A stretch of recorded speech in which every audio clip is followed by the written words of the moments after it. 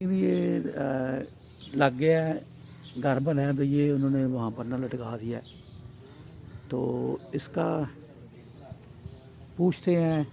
हमारे पास माहरीन गुलदस्ता ते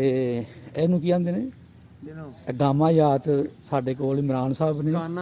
हाँ ए गाना ए सारा गाना की वजह तस्मीर दसो ये क्यों लगा है गाना लगा है ये की चक्कर है। ये अगर लाइफ होंदी है ना ओदी घर दी अगर 70 साल होंदी है ਇਹਦੇ ਨਾਲ 4000 ਸਾਲ ਹੋ ਜਾਂਦੀ ਹੈ 4000 ਸਾਲ ਹੋ ਜਾਂਦੀ ਤੇ ਇੱਕ ਥੋੜੀ ਨਹੀਂ ਦੱਸਦੇ ਪਏ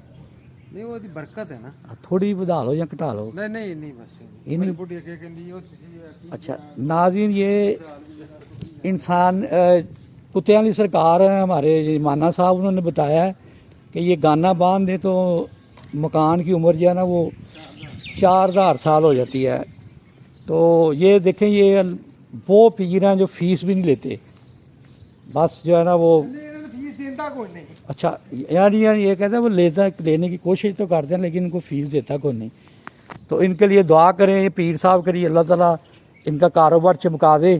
और अल्लाह ताला इन्हें जन्नत नसीब करे, आमीन।